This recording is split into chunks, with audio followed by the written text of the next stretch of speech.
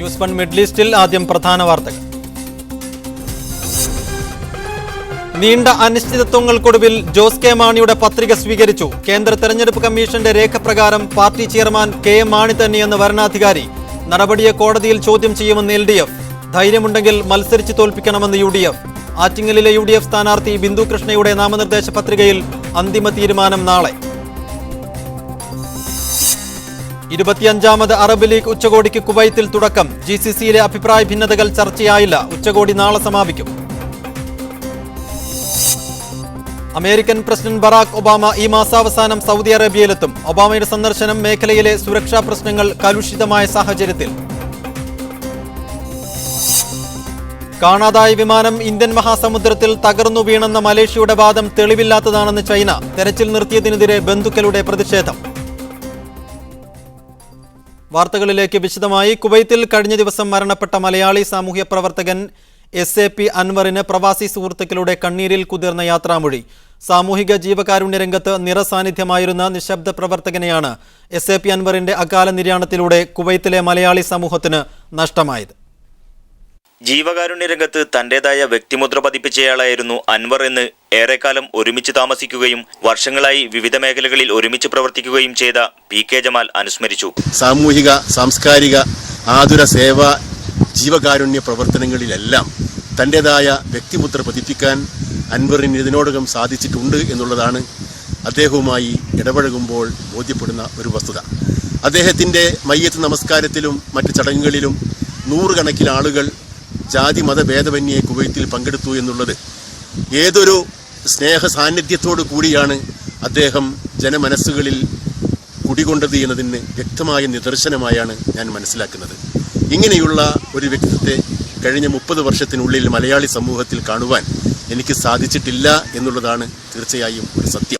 കുറ്റ്യാടി ഇസ്ലാമിയ കോളേജിൽ നിന്ന് ബിരുദം നേടിയ അൻവർ ഷാർജ മൗഹദിദ്ദീനയിൽ ഉപരിപഠനവും കഴിഞ്ഞാണ് കുവൈത്തിലെത്തിയത്. പഠന Islamic trust, Wadihuda Islamic educational trust എന്നിവയുടെ കുവൈത്ത് പ്രതിനിധിയായിരുന്ന അദ്ദേഹം KIG-യുടെ സജീവ പ്രവർത്തകനും മുൻ എക്സിക്യൂട്ടീവ് അംഗവും കൂടിയായിരുന്നു. കഴിഞ്ഞ ദിവസം ഫഹാഹിൽ ഭാഗത്ത് കടലിൽ സുഹൃത്തുക്കളോടൊപ്പം കുളിക്കുന്നതിനിടെയാണ് മരണം സംഭവിച്ചത്. ഇന്നുച്ചയ്ക്ക് സുലൈബിക്കാത്തിൽ നടന്ന ജനാസ നമസ്കാരത്തിൽ നൂറുകണക്കിന് ആളുകൾ പങ്കെടുത്തു. മൃതദേഹം അല്പം മുമ്പ് നാട്ടിലേക്ക് കൊണ്ടുപോയി. Media 1 Kuwait City. Saudi red ക്രസന്റിൽ വിളിച്ച് ആംബുലൻസ് സേവനം ആവശ്യപ്പെട്ട സ്വദേശി വനിതയ്ക്ക് സേവനം നിഷേധിച്ച ഉദ്യോഗസ്ഥനെതിരെ അന്വേഷണത്തിന് ഉത്തരവ്. തലവേദന അനുഭവപ്പെട്ടതിനെ തുടർന്ന് അൽ ഖസീം മേഖലയിലെ ഡോക്ടർ സൽമ അഷിഹാബ് എന്ന വനിത റെഡ് ക്രസന്റിൽ വിളിച്ച് ആംബുലൻസ് സേവനം ആവശ്യപ്പെടുകയായിരുന്നു. എന്നാൽ കൂടെ മഹ്റം ഇല്ലാത്ത സ്ത്രീകൾക്ക് ആംബുലൻസ് സേവനം നൽകാൻ നിയമം അനുവദിക്കില്ലെന്ന് ഉദ്യോഗസ്ഥൻ മറുപടി നൽകുകയായിരുന്നു. എന്നാൽ ഉദ്യോഗസ്ഥന്റെ പ്രതികരണം വ്യക്തിപരം മാത്രമാണെന്നും ആംബുലൻസ് സേവനത്തിന് ഇത്തരം മാനദണ്ഡങ്ങൾ ഇല്ലെന്നും ഔദ്യോഗിക വക്താവ് അഹമ്മദ് അൽ അനസി പറഞ്ഞു. അമേരിക്കൻ പ്രസിഡന്റ് ബറാക് ഒബാമ ഈ മാസാവസാനം സൗദി അറേബ്യ സന്ദർശിക്കുമെന്ന് അമേരിക്കൻ വൃത്തങ്ങൾ വ്യക്തമാക്കി. സിറിയൻ, ഇറാൻ, പലസ്തീൻ ഉൾപ്പെടെയുള്ള പ്രശ്നങ്ങൾ ഒബാമ അബ്ദുള്ള രാജാവുമായി ചർച്ച ചെയ്യുമെന്ന് അമേരിക്കൻ വിദേശ രാഷ്ട്രീയ വിദഗ്ധൻ ജോൺ ഹോൾസ്മാൻ സൗദി പത്രത്തിന് അനുവദിച്ച അഭിമുഖത്തിൽ വ്യക്തമാക്കി. മേഖലയിലെ സുരക്ഷാ പ്രശ്നങ്ങൾ ഏറ്റവും കലുഷിതമായ സാഹചര്യത്തിലാണ് അബ്ദുള്ള രാജാവുമായുള്ള കൂടിക്കാഴ്ചയ്ക്ക് ഒബാമ സൗദിയിലെത്തുന്നത്. സിറിയൻ പ്രശ്നത്തിൽ മെല്ലെപ്പൊക്ക് നയം സ്വീകരിച്ച അമേരിക്കയുടെ നിലപാടിൽ സൗദിയുടെ അതൃപ്തി ഇതിനകം വ്യക്തമാക്കിയതാണ്. 3 വർഷം പിന്നിട്ട സിറിയൻ പ്രശ്നം പരിഹരിക്കുന്നതിൽ അമേരിക്ക ഇടപെടുന്നതിന് ഇപ്പോഴും വ്യക്തമായ സൂചനകളില്ല. ഇറാനുമായി അമേരിക്ക നടത്തുന്ന സംഭാഷണങ്ങളാണ് ഇരു നേതാക്കളുടെയും ചർച്ചയ്ക്ക് വരാൻ സാധ്യതയുള്ള മറ്റൊരു സുപ്രധാന വിഷയമെന്ന് ഹോൾസ്മാൻ അഭിമുഖത്തിൽ പറഞ്ഞു. ഇറാൻ ആണവ പദ്ധതിയെക്കുറിച്ച് അമേരിക്കയും യൂറോപ്യൻ യൂണിയൻ രാജ്യങ്ങളും നടത്തുന്ന സംഭാഷണത്തിന്റെ പശ്ചാത്തലത്തിലാണ് അമേരിക്കൻ പ്രസിഡന്റ് ദീർഘകാല സുഹൃത്ത് രാജ്യമായ സൗദി സന്ദർശിക്കുന്നത്. സൗദി അമേരിക്കൻ ബന്ധത്തിന് കോട്ടം തട്ടാത്ത നിലയ്ക്കുള്ള പരിഹാരങ്ങളുമായാണ് ഒബാമ അബ്ദുള്ള രാജാവിനെ കാണാനെത്തുന്നതെന്ന് ഹോൾസ്മാൻ അഭിമുഖത്തിൽ പറഞ്ഞു. അസ്ഹർ പുളിയിൽ, മീഡിയ 1 റിയാദ്. നീണ്ട അനിശ്ചിതത്വങ്ങൾക്കൊടുവിൽ കോട്ടയം മണ്ഡലത്തിൽ ജോസ് കെ മാണിയുടെ പത്രിക സ്വീകരിച്ചു. കേന്ദ്ര തെരഞ്ഞെടുപ്പ് കമ്മീഷന്റെ രേഖപ്രകാരം party chairman K M Mani തന്നെയെന്ന് വരണാധികാരി അറിയിച്ചു. നടപടിയെ കോടതിയിൽ ചോദ്യം ചെയ്യുമെന്ന് LDF നേതാക്കൾ സൂചിപ്പിച്ചു. ധൈര്യമുണ്ടെങ്കിൽ മത്സരിച്ച് തോൽപ്പിക്കണമെന്ന് UDF പ്രതികരിച്ചു. രാവിലെ 11 മണിക്ക് ആരംഭിക്കുമെന്ന് അറിയിച്ചിരുന്ന തെളിവെടുപ്പ് തെരഞ്ഞെടുപ്പ് നിരീക്ഷകൻ എത്താൻ വൈകിയത് കാരണം 12 മണിക്കാണ് ആരംഭിച്ചത്. നിരീക്ഷകൻ V ചന്ദ്രശേഖരൻ എത്തിയതോടെ LDF, UDF, BJP, AAP കക്ഷികളുടെ പ്രതിനിധികളുമായി കളക്ടർ അജിത് കുമാറിന്റെ ചേംബറിൽ തെളിവെടുപ്പ് ആരംഭിച്ചു. ജോസ് കെ മാണി നാമനിർദ്ദേശ പത്രികയോടൊപ്പം സമർപ്പിച്ച പാർട്ടി ചെയർമാന്റെ കത്ത് വ്യാജമാണെന്ന ആരോപണത്തിന് UDF രേഖകൾ ഹാജരാക്കി. കേരള കോൺഗ്രസ് മാണി ഗ്രൂപ്പിന്റെ സംഘടനാ തെരഞ്ഞെടുപ്പ് 2012 മാർച്ച് 6 നടന്നുവെന്ന് മാർച്ച് 8 തന്നെ തെരഞ്ഞെടുപ്പ് കമ്മീഷനെ അറിയിച്ചുവെന്നതിന്റെ രേഖകൾ UDF സമർപ്പിച്ചു. എന്നാൽ ഇത് ശരിയല്ലെന്ന് കാണിച്ച് LDF എതിർവാദം ഉന്നയിച്ചു. ഇതോടെ ആദ്യ തെളിവെടുപ്പ് 3 മണിക്കൂറുകൾക്ക് ശേഷം അവസാനിച്ചു. LDF പുതിയ പരാതി കൂടി ഉന്നയിച്ചു. കേരള കോൺഗ്രസ് എമ്മിന്റെ പാർട്ടി ഭരണഘടനാ പ്രകാരം ചെയർമാനും മന്ത്രിയും ഒരാളാകാൻ പാടില്ല. ഇരട്ട പദവി KM മാണി തെരഞ്ഞെടുപ്പ് കമ്മീഷനിൽ നിന്നും മറച്ചുവെച്ചു എന്നും LDF പരാതിയിൽ ഉന്നയിച്ചു. ഇതോടെ തെളിവെടുപ്പ് നീണ്ടു. വൈകുന്നേരം 5:30 രാത്രി 7 മണിക്ക് അന്തിമ തീരുമാനം കലക്ടർ പ്രഖ്യാപിക്കുമെന്ന അറിയിപ്പ് വന്നു. എന്നാൽ 10:00 കക്ഷി നേതാക്കളെ ഓഫീസിലേക്ക് വിളിപ്പിച്ച പത്രിക സ്വീകരിച്ച വിവരം വരണാധികാരി കൂടിയായ ജില്ലാ കളക്ടർ അറിയിക്കുകയായിരുന്നു. മീഡിയ 1 കോട്ടയം. അറബ് മേഖലയിലെ നിലവിലെ വെല്ലുവിളികളെ നേരിടാൻ അറബ് രാജ്യങ്ങൾക്കിടയിൽ കാര്യക്ഷമമായ കൂട്ടായ്മ രൂപപ്പെടണമെന്ന് ഖത്തർ വിദേശകാര്യമന്ത്രി ഡോക്ടർ ഖാലിദ് ബിൻ മുഹമ്മദ് അൽ അത്വിയ ആവശ്യപ്പെട്ടു. നാളെ മുതൽ കുവൈത്തിൽ നടക്കുന്ന അറബ് ഉച്ചകോടിക്ക് മുന്നോടിയായി നടന്ന അറബ് വിദേശകാര്യമന്ത്രിമാരുടെ യോഗത്തിൽ സംസാരിക്കുകയായിരുന്നു അദ്ദേഹം. അറബ് ലോകം മുമ്പില്ലാത്ത വിധത്തിൽ വെല്ലുവിളികൾ നേരിടുന്ന നിർണായക ഘട്ടത്തിൽ ഉത്തരവാദിത്തത്തോടെ മുന്നോട്ടു പോകണമെന്നും അദ്ദേഹം ആവശ്യപ്പെട്ടു. യാതൊരുവിധ അന്താരാഷ്ട്ര മര്യാദകളും പാലിക്കാതെ ഇസ്രായേൽ പലസ്തീനിൽ തുടരുന്ന അതിക്രമങ്ങളിൽ അറബ് രാജ്യങ്ങളിൽ നിന്ന് പ്രതിഷേധമുയരണമെന്നും അദ്ദേഹം ആവശ്യപ്പെട്ടു. കാണാതായ MH370 വിമാനം തകർന്നു എന്ന മലേഷ്യൻ സർക്കാരിന്റെ വാദം അംഗീകരിക്കാനാവില്ലെന്ന് കൊല്ലപ്പെട്ടവരുടെ ബന്ധുക്കൾ. കൃത്യമായ വിവരങ്ങളുടെ അടിസ്ഥാനത്തിലല്ല മലേഷ്യൻ സർക്കാർ വിമാനം തകർന്നുവെന്ന നിഗമനത്തിൽ എത്തിയതെന്നും ബന്ധുക്കൾ ആരോപിച്ചു. ചൈനയിലെ മലേഷ്യൻ എംബസിയിലേക്ക് കാണാതായ യാത്രക്കാരുടെ ബന്ധുക്കൾ പ്രകടനം നടത്തി. MH370 വിമാനം തകർന്ന് വിമാനത്തിലുണ്ടായിരുന്ന 239 പേരും മരിച്ചെന്ന മലേഷ്യൻ സർക്കാരിന്റെ വിശദീകരണം നുണയാണെന്നാണ് കൊല്ലപ്പെട്ടവരുടെ ബന്ധുക്കളുടെ ആരോപണം. 2 ആഴ്ചയിലധികം തെരച്ചിൽ നടത്തിയിട്ടും കൃത്യമായ വിവരങ്ങൾ ലഭിക്കാത്തതിനാലാണ് വിമാനം തകർന്നുവെന്ന നിഗമനത്തിൽ മലേഷ്യൻ സർക്കാർ എത്തിച്ചേർന്നതെന്നും ബന്ധുക്കൾ ആരോപിക്കുന്നു.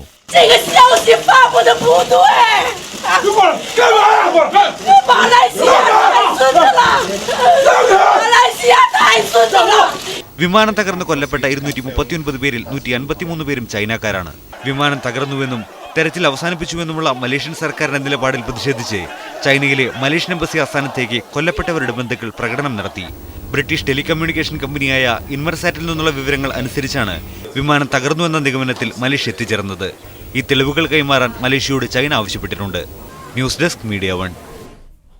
മലർവാടി ബാലസംഘം ഖത്തർ ഘടകം സംഘടിപ്പിച്ച റിപ്പബ്ലിക് ഡേ 2ാമത് ചിത്രരചനാ മത്സരത്തിലെ വിജയികളെ ഈ മാസം 28 നടക്കുന്ന പ്രത്യേക ചടങ്ങിൽ വെച്ച് ആദരിക്കുന്നു.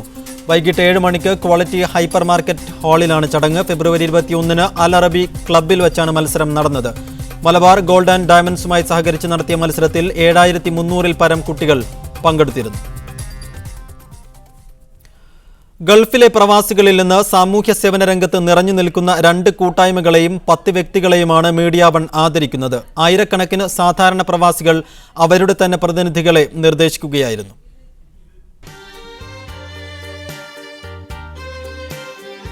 ഗൾഫിലെ പ്രവാസികളിൽ നിന്ന് സാമൂഹ്യ സേവന രംഗത്ത് നിറഞ്ഞു നിൽക്കുന്ന 2 കൂട്ടായ്മകളെയും 10 വ്യക്തികളെയുമാണ് മീഡിയ 1 ആദരിക്കുന്നത്.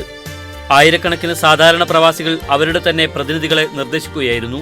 ഗൾഫ് നാടുകളിലുടനീളം പടർന്നു പന്തലിച്ച ഏറ്റവും വലിയ പ്രവാസി കൂട്ടായ്മയായ KMCC ആണ് ആദരമേറ്റുവാങ്ങുന്ന പ്രവാസി സംഘടന.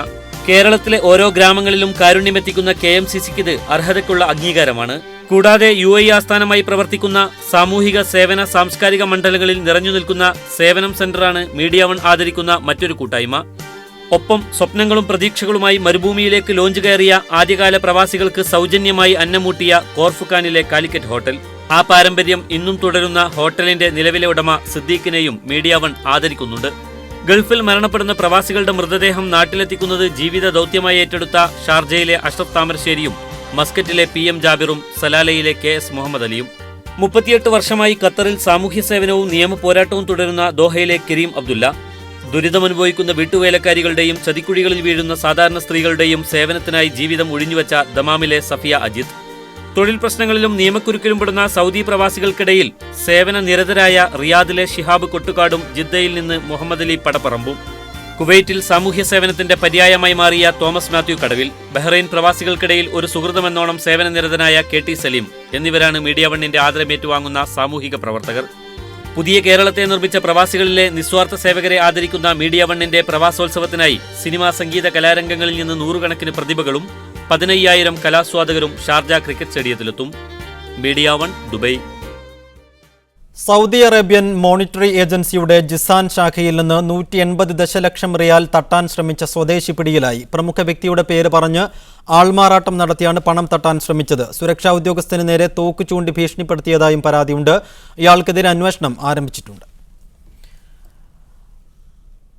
തീവ്രവാദ ബന്ധം ആരോപിച്ച് ഡൽഹി പോലീസ് അറസ്റ്റ് ചെയ്ത യുവാക്കളെ ജനങ്ങളുടെ പ്രതിഷേധത്തെ തുടർന്ന് വിട്ടയച്ചു. ഡൽഹി ഓക്ല അബ്ദുൽ ഫസൽ എൻക്ലേവിൽ നിന്നാണ് യുവാക്കളെ Delhi police special cell arrest ചെയ്തത്. കഴിഞ്ഞ ദിവസം പിടിയിലായ പാക് പൗരൻ അബ്ദുൽ വക്കാസിന്റെ കൂട്ടാളികളെന്ന് ആരോപിച്ചായിരുന്നു അറസ്റ്റ്. ജയ്പൂരിൽ എഞ്ചിനീയറിംഗ് വിദ്യാർത്ഥികളായ യാസിറിനെയും മിറാജിനെയും ജാമ്യ മില്ലിയയിൽ വിദ്യാർത്ഥിയായ വാഹിദിനെയും അബുൽ ഫസൽ എൻക്ലേവിലെ ഈ ബ്ലോക്കിൽ നിന്നാണ് മഫ്റ്റിയിലെത്തിയ പോലീസുകാർ പിടികൂടിയത്.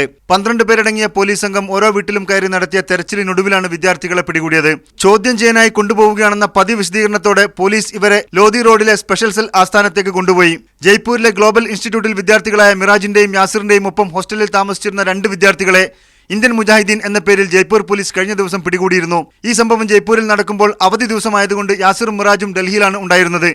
ഇവരെ അന്വേഷിച്ചാണ് ഡൽഹി പോലീസിന്റെ സ്പെഷ്യൽ സെൽ ഞായറാഴ്ച രാത്രിയോടെ അബുൽ ഫസൽ എൻക്ലേവിലെത്തിയത്. ഇരുവരെയും വിട്ടയക്കണമെന്നാവശ്യപ്പെട്ട് ജാമിയ നഗർ പോലീസ് സ്റ്റേഷൻ വളഞ്ഞ ജനക്കൂട്ടം പിന്നീട് നോയിഡ ഡൽഹി റോഡിൽ ഗതാഗതം സ്തംഭിപ്പിച്ചു. ഇതേ തുടർന്നാണ് അർദ്ധരാത്രിയോടെ യുവാക്കളെ വിട്ടയച്ചത്.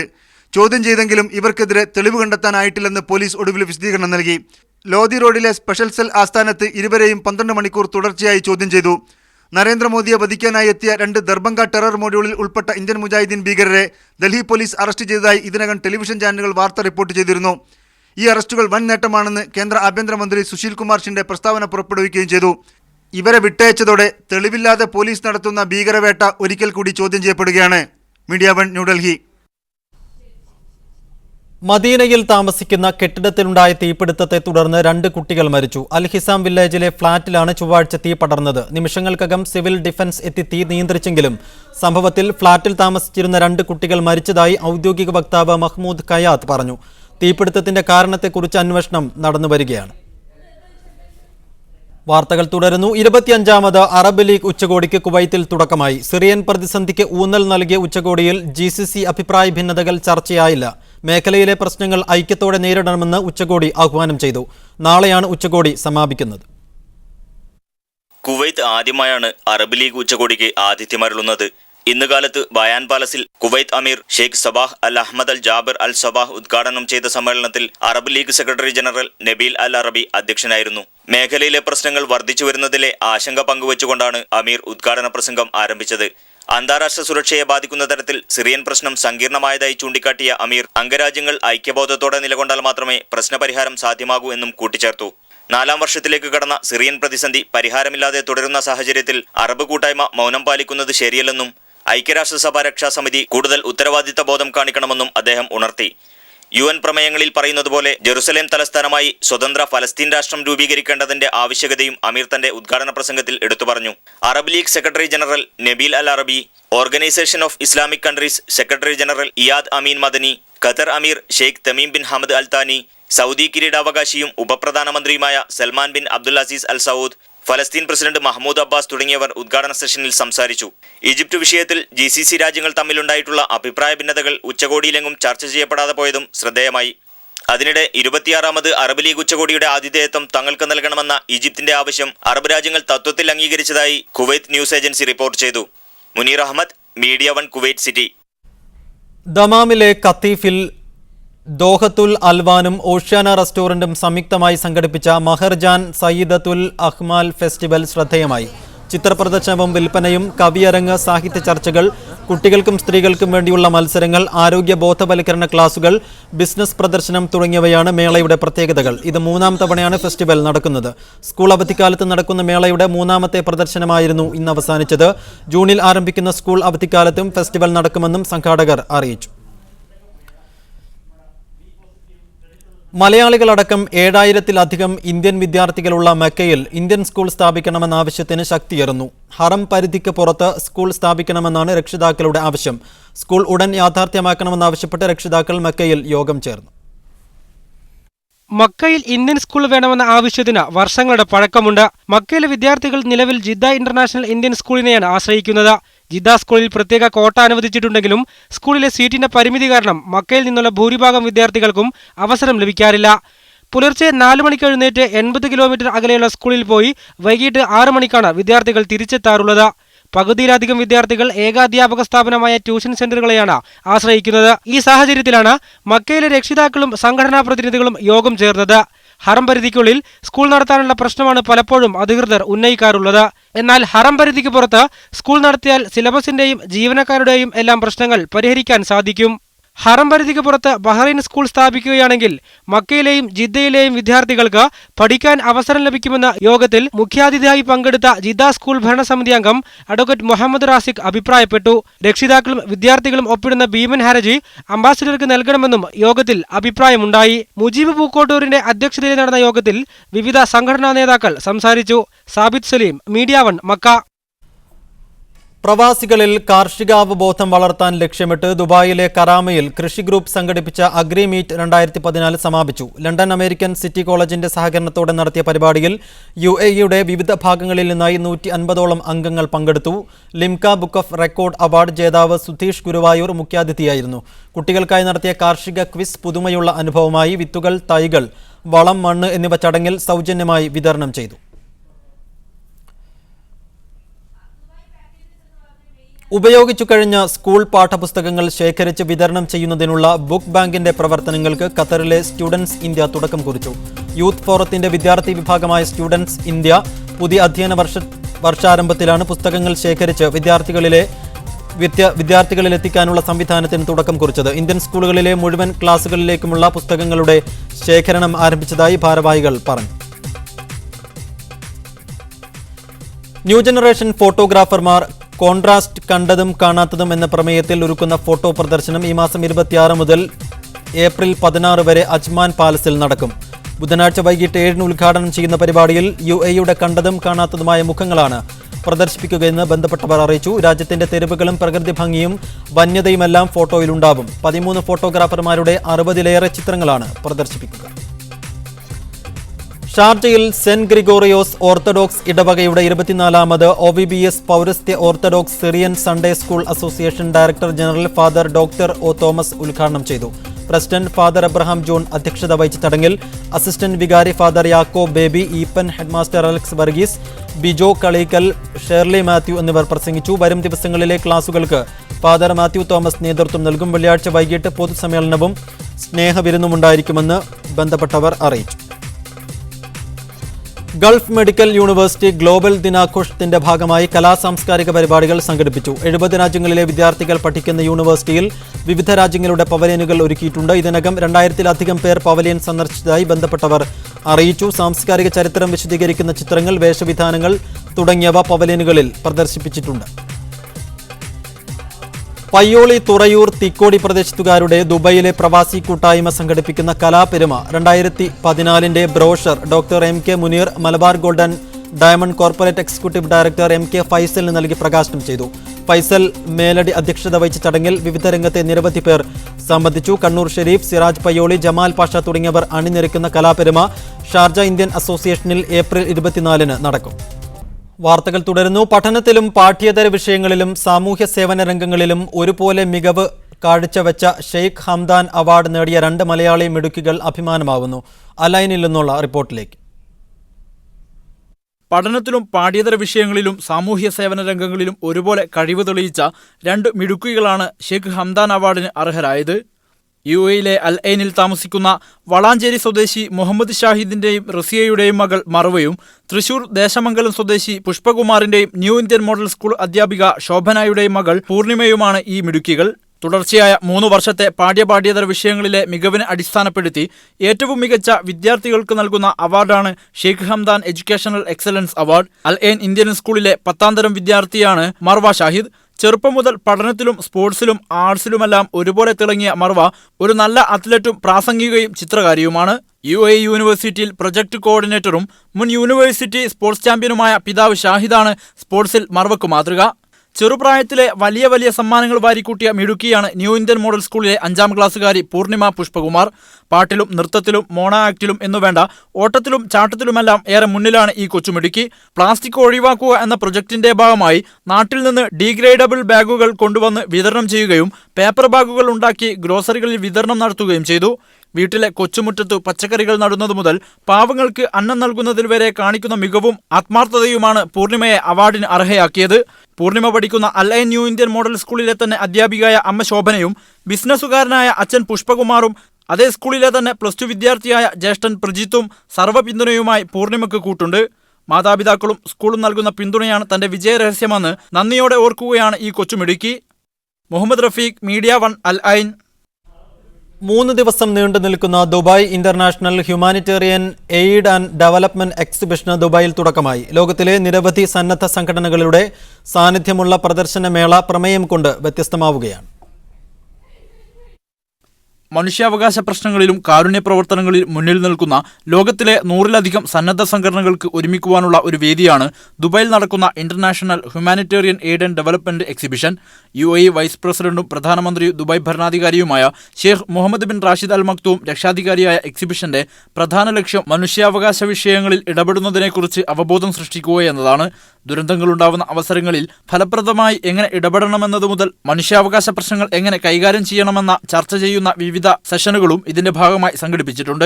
അറബ് ലോകത്തെ മുഖ്യ സേവന സംഘടനകളായ റെഡ് ക്രസന്റും Sheikh Khalifa bin Zayed Al Nahyan ഫൗണ്ടേഷനും തുടങ്ങി അസംഖ്യം സംഘടനകൾ പ്രദർശനത്തിനായി എത്തിയിട്ടുണ്ട്. പശ്ചിമേഷ്യക്കകത്തും പുറത്തുമുള്ള ധാരാളം സന്നദ്ധ സംഘടനകളുടെ സാന്നിധ്യവും പ്രദർശനമേളയുടെ പ്രാധാന്യം വ്യക്തമാക്കുന്നു. ഈ പ്രദർശനം ഒരു തുറന്ന പുസ്തകമാണെന്ന് വിവിധ അഭയാർത്ഥി ക്യാമ്പുകളിൽ സേവനമനുഷ്ഠിക്കുന്ന ഇന്റർനാഷണൽ മെഡിക്കൽ കോർപ്പ് പ്രതിനിധി പറയുന്നു. Globally, we're in approximately 32 countries at this moment. We have in excess of International Medical Corps has in excess of 4,600 staff, of which our International Medical Corps regional projects, then the majority are 96%. Kanthapuram AP Abubakar Musliyar നേതൃത്വം നൽകുന്ന relief and charitable foundation of India എന്ന സന്നദ്ധ സംഘടനയുടെ സ്റ്റാളും പ്രദർശനത്തിലുണ്ട്. മനുഷ്യാവകാശ പ്രശ്നങ്ങളുടെ കാര്യത്തിൽ ലോകത്തിന് മഹത്തായ സന്ദേശമാണ് ഈ പ്രദർശനം നൽകുന്നതെന്ന് മേള കാണാനെത്തിയ ഇന്ത്യയിൽ നിന്നുള്ള വിഷൻ 2016 പ്രതിനിധി മമ്മുണ്ണി മൗലവി പറയുന്നു. വലിയ കൂട്ടായ്മയാണ്. ലോകത്തിലെ വിവിധ ഭാഗങ്ങളിൽ നിന്നുള്ള NGO രംഗത്ത് ഇവിടെ വന്നിട്ടുണ്ടെന്നാണ് മനസ്സിലാക്കാൻ സാധിച്ചത്. അതുകൊണ്ട് ഇതൊക്കെ കാണുമ്പോൾ ഇതിൻ്റെ പ്രവർത്തനങ്ങൾ വളരെ മഹത്തരമായൊരു പ്രവർത്തനമാണ്. പ്രത്യേകിച്ച് പരസ്പരം മനസ്സിലാക്കാനും അർഹമായവരെ സഹായിക്കാനും അതുപോലെ പ്രവർത്തനങ്ങളുടെ രീതികൾ പഠിക്കാനും വളരെ സഹായകമായൊരു പരിപാടിയായിട്ടാണ്. പ്രത്യേകിച്ച് UAE രംഗത്ത് വലിയ സംഭാവന അർപ്പിക്കുന്ന ഒരു രാഷ്ട്രമാണ്. അതുകൊണ്ട് തന്നെ ഈ രംഗത്തുള്ള ഈ കൂട്ടായ്മക്ക് വലിയ പ്രാധാന്യമുണ്ട് എന്ന്. ഐക്യരാഷ്ട്രസഭയിൽ നിന്നുള്ള പ്രതിനിധികളും മനുഷ്യാവകാശ കാരുണ്യ രംഗത്ത് പ്രവർത്തിക്കുന്ന നിരവധി പ്രമുഖരും വ്യാഴാഴ്ച അവസാനിക്കുന്ന ഈ പ്രദർശനത്തിൽ പങ്കെടുക്കുവാനെത്തിയിട്ടുണ്ട്. മനുഷ്യാവകാശത്തിന്റെ പ്രാധാന്യത്തെക്കുറിച്ച ഒരു മഹത്തായ സന്ദേശമാണ് ഈ എക്സിബിഷൻ നൽകുന്നത്. ദുബായിൽ നിന്നും ക്യാമറാമാൻ സുഹൈലിനൊപ്പം Haris Arikkulam, Media 1. Al Jazeera channel ഖത്തറിൽ നടത്താനിരുന്ന ഡോക്യുമെന്ററി ഫെസ്റ്റിവൽ ഒക്ടോബറിലേക്ക് മാറ്റി. ഏപ്രിൽ 17 മുതൽ 20 വരെ നടക്കേണ്ടിയിരുന്ന പരിപാടിയാണ് സാങ്കേതിക കാരണങ്ങളാൽ ഒക്ടോബർ 23 മുതൽ 26 വരെ നടത്താൻ തീരുമാനിച്ചത്. തുടർച്ചയായ 10ാം വർഷമാണ് അൽ ജസീറ ഡോക്യുമെന്ററി ഫെസ്റ്റിവൽ നടത്തുന്നത്.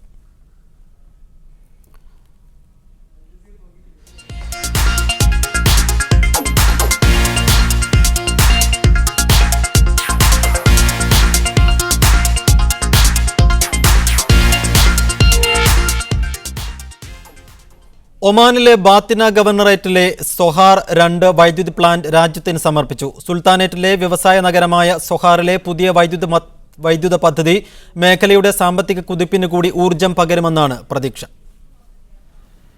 $1.7 ബില്യൺ ചെലവിലാണ് സൊഹാർ 2, ബർക്ക 3 എന്നീ 2 വൈദ്യുതി പ്ലാന്റുകൾ ബാത്തിന ഗവർണറേറ്റുകളിൽ സ്ഥാപിക്കുന്നത്. ഓരോ പ്ലാന്റിനും 744 മെഗാവാട്ട് ശേഷിയുണ്ട്. സൊഹാർ 2 പ്ലാന്റ് പരിസ്ഥിതി മന്ത്രി മുഹമ്മദ് അൽ തൂബിയാണ് നാടിന് സമർപ്പിച്ചത്. ബർക്ക 3 നാളെ ഉദ്ഘാടനം ചെയ്യും. പുതിയ പ്ലാന്റുകളിൽ നിന്ന് അടുത്ത മാസം 3 മുതലാണ് വൈദ്യുതി ഉൽപ്പാദനം ആരംഭിക്കുക. ഒമാനിൽ താപവൈദ്യുതി നിലയങ്ങളിൽ ഉപയോഗിക്കുന്ന ആവി വെള്ളമാക്കി കുടിവെള്ള സംസ്കരണത്തിന് കൂടി ഉപയോഗിക്കുന്ന വിധമാണ് പ്ലാന്റുകൾ സജ്ജീകരിക്കുക.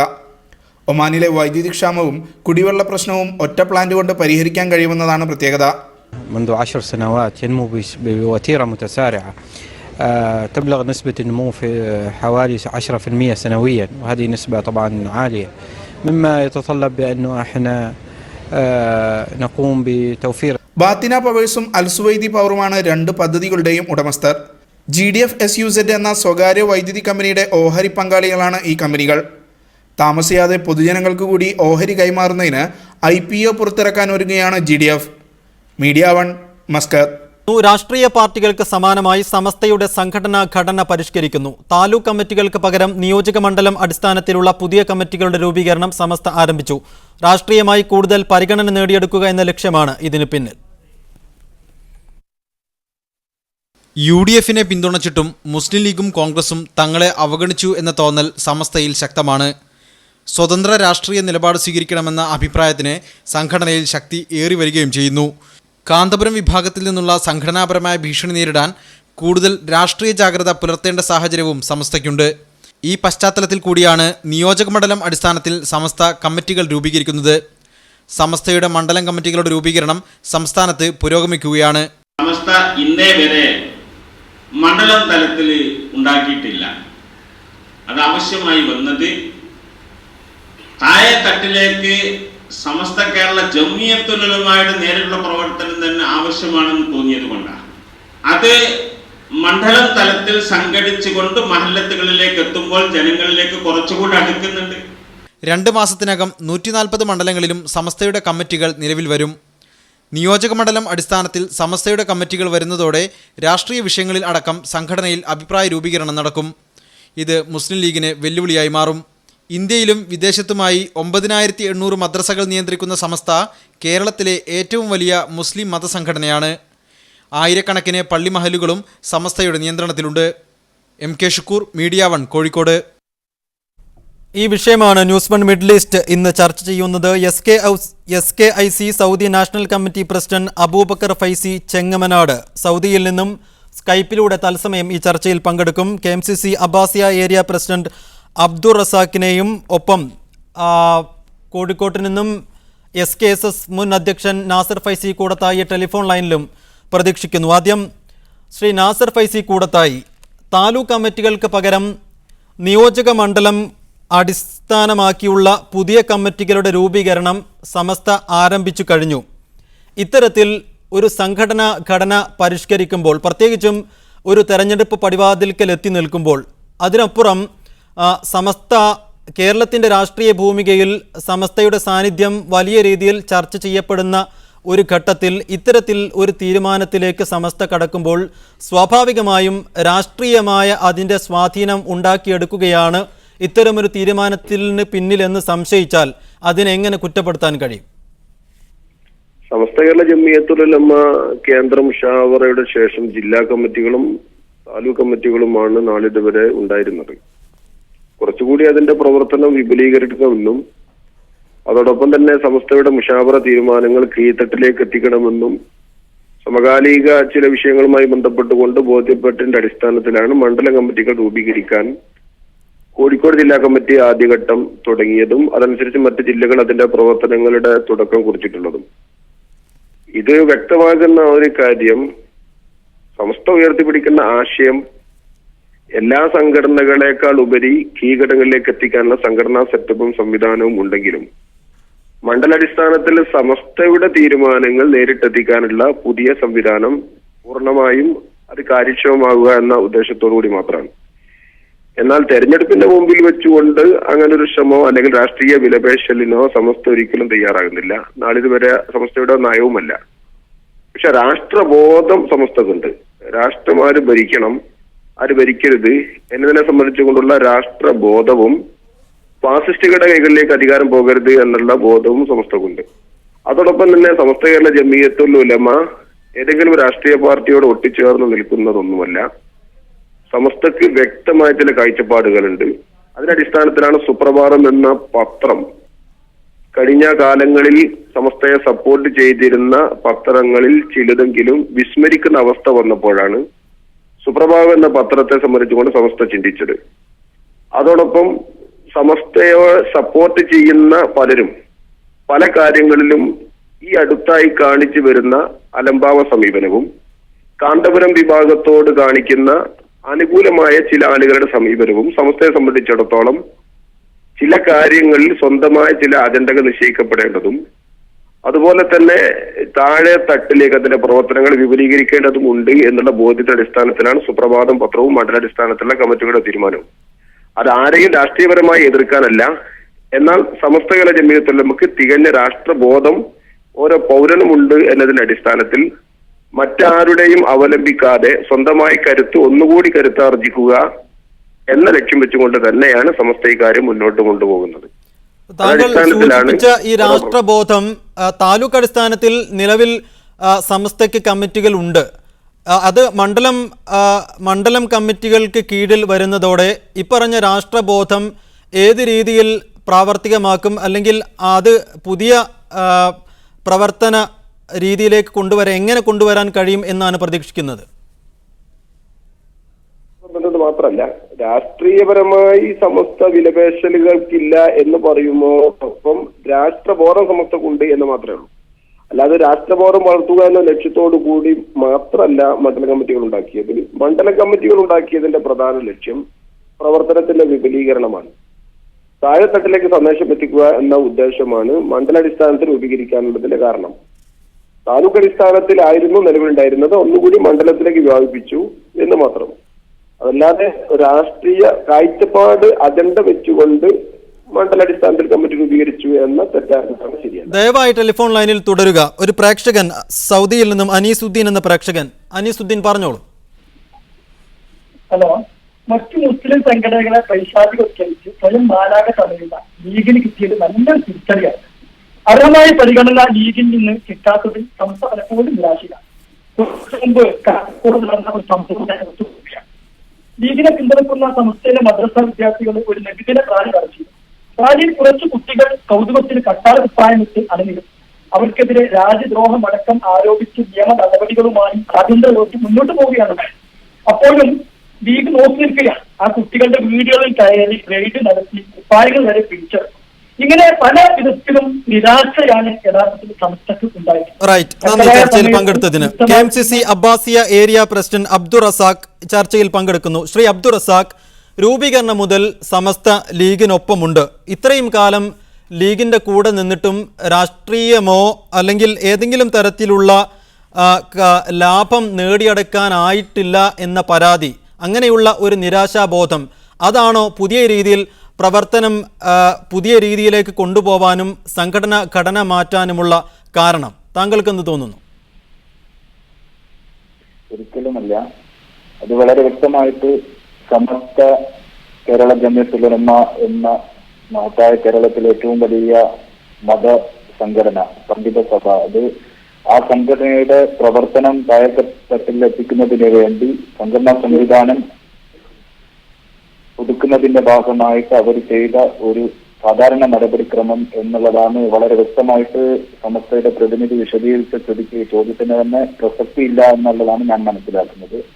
ഒരിക്കലും ഒരു രാഷ്ട്രീയ ലാഭത്തിന് വേണ്ടി, ഭൗതികമായ രാഷ്ട്രീയ ലാഭത്തിന് വേണ്ടി പ്രവർത്തിക്കുന്ന ഒരു സംഘടനയുമല്ല സമസ്ത. സമസ്തയും മുസ്ലിം ലീഗും തമ്മിൽ വളരെ കാലം മുതൽ, രൂപീകരണ കാലഘട്ടം മുതൽ തന്നെ ഈ രണ്ട് സംഘടനകളും തമ്മിൽ വളരെ ആത്മബന്ധമുണ്ട് എന്നുള്ളതാണ് ശരി. അതുകൊണ്ട് തന്നെ മുസ്ലിം ലീഗിനെ സംബന്ധിച്ചിടത്തോളം സമസ്ത ഒരു രാഷ്ട്രീയ കാഴ്ചപ്പാടിലേക്ക് പോകുന്നു, രാഷ്ട്രീയമായിട്ട് സംഘടിക്കാൻ വേണ്ടി തയ്യാറെടുക്കുന്നു എന്ന വാർത്ത ഒരിക്കലും വിശ്വസനീയമല്ല എന്നുള്ളതാണ് എനിക്ക് ഇത് സംബന്ധമായിട്ട് പറയാനുള്ളത്. സമസ്തയും മുസ്ലിം ലീഗും തമ്മിലുള്ള ആത്മബന്ധം വളരെ കൃത്യമായി നല്ല രീതിയിൽ മുന്നോട്ട് പോയിക്കൊണ്ടിരിക്കുകയാണ്. കാരണം സമസ്ത കേരള ജമിയത്തുൽ ഉലമ എന്ന് പറയുന്നത് കേരളത്തിലെ ഏറ്റവും വലിയ മത സംഘടനയാണ്. ആ മതസംഘടനയെ സംബന്ധിച്ചിടത്തോളം മതപരമായ കാര്യങ്ങളും അതോടൊപ്പം തന്നെ രാഷ്ട്രീയത്തിലും രാഷ്ട്രത്തിന്റെയും നന്മയ്ക്ക് വേണ്ടിയുള്ള എല്ലാ കാര്യങ്ങളിലും അവർ വ്യക്തമായ കാഴ്ചപ്പാടും നിലപാടും സ്വീകരിക്കുന്ന ഒരു സംഘടനയാണ്.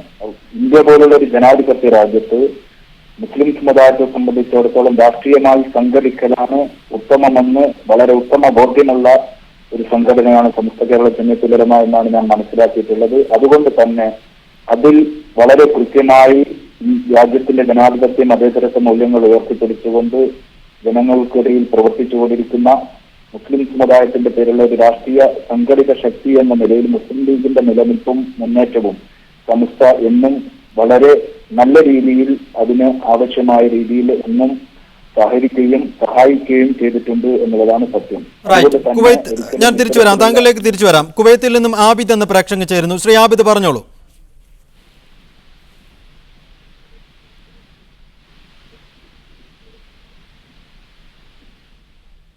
ശ്രീ ആബിദ്, കേൾക്കാമോ താങ്കൾക്ക്?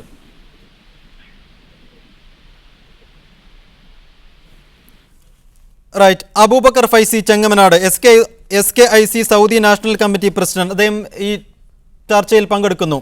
ശ്രീ അബൂബക്കർ ഫൈസി, കാലങ്ങളായി സമസ്ത തീർച്ചയായും നേരത്തെ അബ്ദുറസാഖ് സൂചിപ്പിച്ചതുപോലെ സമസ്ത ഒരു പണ്ഡിത സഭയാണ്.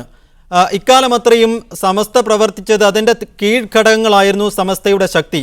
സമസ്ത കേരള സുന്നി സ്റ്റുഡൻസ് ഫെഡറേഷൻ ആവട്ടെ, അതിനു മുമ്പ് SSF ആയിരുന്നു, പിന്നീട് വിഭജനത്തിന് ശേഷം SKSS ആവട്ടെ, സുന്നി യുവജന സംഘമാവട്ടെ, അവരായിരുന്നു സമസ്തയുടെ ശക്തി. പ്രവർത്തനമൊക്കെ മിക്കവാറും കേന്ദ്രീകരിച്ചു നിന്നത് ഈ കീഴ്ഘടകങ്ങളിലായിരുന്നു.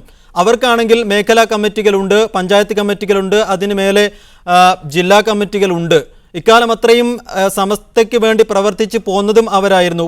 ഇപ്പോൾ പെട്ടെന്ന് സമസ്തയ്ക്ക് പണ്ഡിത സഭയായ പണ്ഡിതരുടെ കൂട്ടായ്മയായ സമസ്തയ്ക്ക് ഒരു മണ്ഡലം കമ്മിറ്റി രൂപീകരിക്കുമ്പോൾ തീർച്ചയായും അവിടെയാണ് ഇതിൻ്റെ പിന്നിൽ രാഷ്ട്രീയ സ്വാധീനം നേടിയെടുക്കുക തന്നെയാണോ ലക്ഷ്യമെന്ന് സംശയിക്കപ്പെടുന്നത്. അങ്ങനെ സംശയിച്ചാൽ അതിൽ തെറ്റ് കാണാൻ കഴിയുമോ? മണ്ഡലം കമ്മിറ്റികൾ രൂപീകരിക്കുക എന്നുള്ളത് വർത്തമാന കാലഘട്ടത്തിൽ പ്രവർത്തന സൗകര്യത്തിന് ഏറ്റവും എളുപ്പമായ ഒരു മാർഗമാണ്. നമുക്കറിയാം, നമ്മുടെ നാട്ടിലെ സാംസ്കാരിക പ്രവർത്തനങ്ങളിൽ പങ്കാളിയിലാവുന്നതിൽ രാഷ്ട്രീയ പ്രവർത്തകർ വളരെയേറെയുണ്ട്. അവരുടെ കൂട്ടായ്മകൾ പലപ്പോഴും മണ്ഡലാടിസ്ഥാനത്തിലാണ് നടക്കുന്നത്. അതുകൊണ്ട് തന്നെ ശാസ്ത്രീയമായ ദീനീ പ്രവർത്തനത്തിന് മണ്ഡലാടിസ്ഥാനത്തിൽ സംഘടനകൾ രൂപീകരിക്കുക എന്നുള്ളത് കാലഘട്ടത്തിന്റെ ഒരു അനിവാര്യത മാത്രമാണ്. പിന്നെ സമസ്ത കേരള ജമിയത്തുൽ-ഉലമയുടെ രാഷ്ട്രീയ നിലപാടുകൾ കേരളീയ സമൂഹത്തിന് വ്യക്തമാണ്.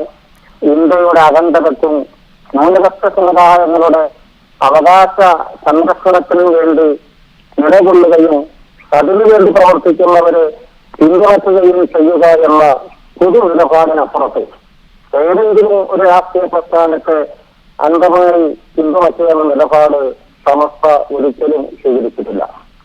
മുസ്ലിം ലീഗ് പോലെയുള്ള പ്രസ്ഥാനങ്ങൾ പലപ്പോഴും ഇപ്രകാരമുള്ള ആശയങ്ങൾക്ക് മുൻതൂക്കം നൽകി പ്രവർത്തിക്കുന്നത് കൊണ്ട് ഒരുപക്ഷെ പ്രവർത്തനങ്ങളിൽ ഒരു ഏകീകൃത രൂപമുണ്ട് എന്ന് മറ്റുള്ളവർക്ക് തോന്നിയേക്കാമെന്ന് മാത്രം. പിന്നെ വർത്തമാന കാലഘട്ടത്തിൽ തങ്ങൾക്ക് രാഷ്ട്രീയ ശക്തിയുണ്ട് എന്ന് പറയുകയും ആർക്കും പിടികൊടുക്കാതെ നയങ്ങൾ പ്രഖ്യാപിക്കുകയും ഇലക്ഷൻ കഴിഞ്ഞതിനു ശേഷം ഞങ്ങളുടെ പിന്തുണ കൊണ്ടാണ് മറ്റുള്ളവർ ജയിച്ചു കയറിയതെന്ന് അവകാശപ്പെടുകയും ഞങ്ങളില്ലെങ്കിൽ 2 സീറ്റ് പോലും ലഭിക്കുകയില്ല എന്ന് പറയുകയും ചെയ്യുന്ന മതനേതാവികൾക്ക് മുന്നിലും അപ്രകാരം തന്നെ പ്രസ്താവനകൾ കൊണ്ട് കേരളീയ സമൂഹത്തെ വികലമാക്കുന്ന കരയോഗം നേതാക്കൾക്ക് മുന്നിലും രാഷ്ട്രീയ നേതാക്കൾ കൈവീട്ടി നിൽക്കുകയും അവർ പറയുന്ന ഉൾക്കൊള്ളാൻ പോലും കഴിയാത്ത കാര്യങ്ങൾക്ക് മുന്നിൽ ഒറ്റാനിച്ച് നിൽക്കുകയും ചെയ്യുമ്പോൾ ഒറ്റപ്പെട്ട ശബ്ദങ്ങൾ കീഴ്ഘടകങ്ങളിൽ നിന്ന് താഴെ നിന്നൊക്കെ ഉണ്ടാകുന്നത് സ്വാഭാവികമായ ഒരു പ്രതികരണം മാത്രമാണ്. സമസ്തയുടെ നിലപാട് അതിന് ബഹുമാനമായ സെക്രട്ടറിമാരിൽ ഒരാളായ ബഹുമാനപ്പെട്ട ശ്രീപുര കൂട്ടുവര മാറ്റുമുഖ്യാരും പുസ്തകം ഉണ്ടുമാസ്റ്റർ തുടങ്ങി നേതാക്കളുമൊക്കെ വിശദീകരിച്ചത് ആ നിലപാടിൽ സമസ്തയും അതിന്റെ കീഴ്ഘടകങ്ങളും അതിന്റെ അണികളും നിലനിൽക്കും.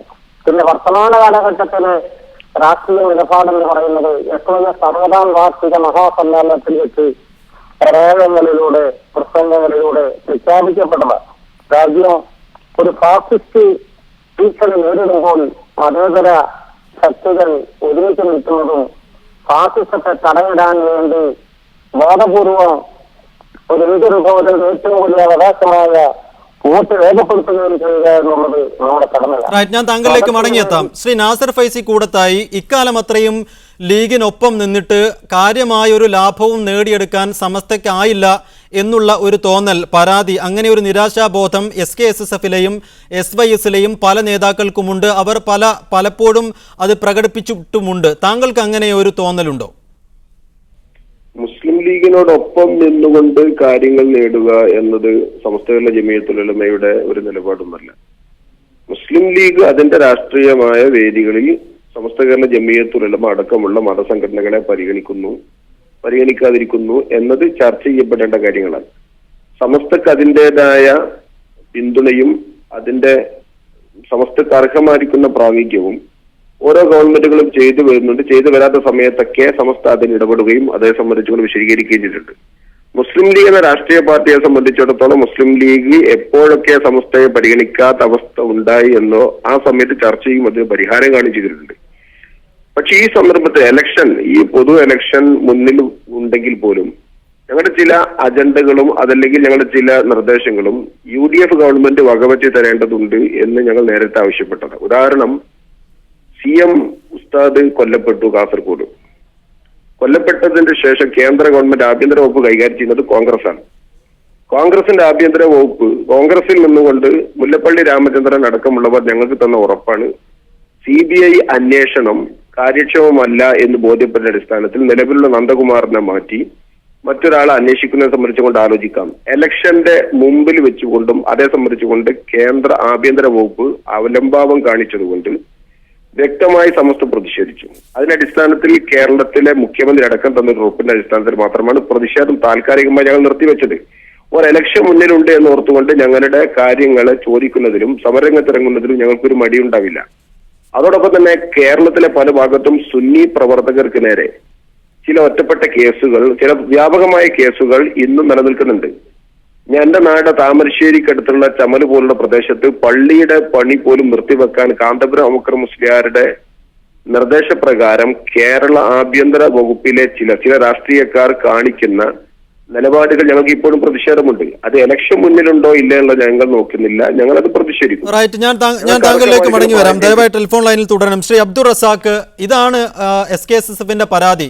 സമസ്തയുടെ നേതാക്കൾ പലപ്പോഴും പരാതിയുമായി മുന്നോട്ട് വരാറില്ല. SKSSFന്റെയോ SYSന്റെയോ നേതാക്കളാണ് ഇത്തരത്തിൽ പരാതി ഉന്നയിക്കാറ്. ഇപ്പോൾ പറഞ്ഞ പരാതികളെല്ലാം കാന്തപുരം AP വിഭാഗവുമായി ബന്ധപ്പെട്ടുള്ള പരാതികളാണ്. ഇക്കാര്യത്തിൽ ലീഗ് കാര്യമായി EK വിഭാഗത്തിന് അനുകൂലമായി ഒന്നും ചെയ്യുന്നില്ല എന്നാണ് അവരുടെ പരാതി. അത് വാസ്തവമല്ലേ? ഒരിക്കലുമല്ല. അത്തരമൊരു പരാതി സമസ്തകളുടെ ജനത്തിൽ നമുക്ക് ഉള്ളതായിട്ട് ഇപ്പോൾ നാസിർ കൊടുത്ത അദ്ദേഹത്തിന്റെ വാക്കുകളിൽ നിന്ന് അങ്ങനൊരു കാര്യമുണ്ട് എന്ന് മനസ്സിലാകുന്നില്ല. കാരണം വളരെ വ്യക്തമായിട്ട് പറഞ്ഞത് ചില വിഷയങ്ങളിൽ കേരള ഗവൺമെന്റുമായിട്ട് ബന്ധപ്പെട്ടും അതുപോലെ ചില നടപടിക്രമങ്ങളിലും സർക്കാരുമായി ബന്ധപ്പെട്ട ചില വിഷയങ്ങളിലുമൊക്കെ ആഭ്യന്തര വകുപ്പുമായിട്ട് ബന്ധപ്പെട്ടൊക്കെ ഉണ്ടാകുന്ന ചില വിഷയ അടിസ്ഥാനത്തിലുള്ള ചില പ്രശ്നങ്ങൾ സ്വാഭാവികമായിട്ട് സമസ്തയുടെ പ്രവർത്തകന്മാർക്ക് ഉണ്ടാകും എന്നുള്ളതാണ്. അതിന് അതാത് സമയങ്ങളിൽ അദ്ദേഹം തന്നെ വളരെ കൃത്യമായിട്ട് പറഞ്ഞിട്ടുണ്ട്. അതാത് സമയങ്ങളിൽ ഭരണ നേതൃത്വവും മുസ്ലിം ലീഗ് പാർട്ടിയും.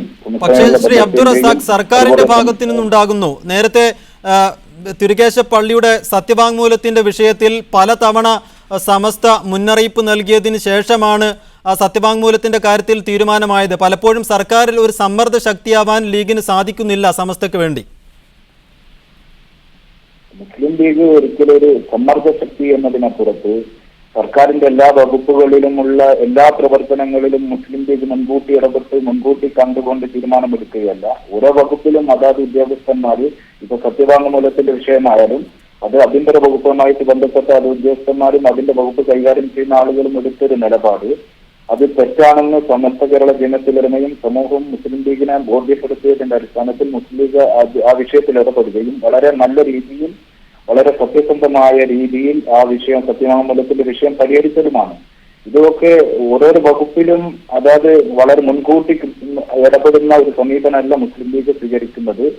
വിഷയങ്ങളിൽ ഓരോ വകുപ്പിലും മുൻകൂട്ടി ഇടപെട്ടുകൊണ്ടുള്ള ഒരു സമീപനത്തിന് അപ്പുറത്ത് സമൂഹത്തിനും സമൂഹത്തിനും നാടിനും വിരുദ്ധമായിട്ടുള്ള സമീപനങ്ങൾ സർക്കാരിന്റെ ഭാഗത്തു നിന്നുണ്ടായാലും അത് UDF സർക്കാരിന്റെ ഭാഗത്തു നിന്നാലും നമ്മുടെ ഘടക കക്ഷികളൊക്കെ തന്നെ കൈകാര്യം ചെയ്യുന്നത് വ്യക്തമാണ്. താങ്കളുടെ മറുപടി. മസ്കത്തിൽ നിന്ന് മജീദ് എന്ന പ്രേക്ഷകൻ കൂടി ചേരുന്നു. ശ്രീ മജീദ്, പറഞ്ഞോളൂ.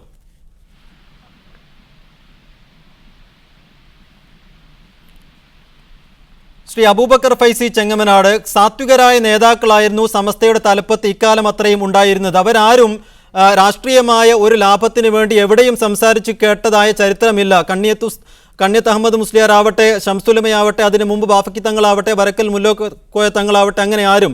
പക്ഷെ ഇപ്പോൾ രാഷ്ട്രീയമായി പരാതികൾ ഉയരുമ്പോൾ രാഷ്ട്രീയ ബോധമുള്ള ഒരു വലിയ തലമുറ സമസ്തയെ കീഴടക്കുന്നു, അല്ലെങ്കിൽ സമസ്തയിൽ ഒരു സമ്മർദ്ദ ശക്തിയായി മാറുന്നു എന്ന് വേണ്ട കരുതാൻ?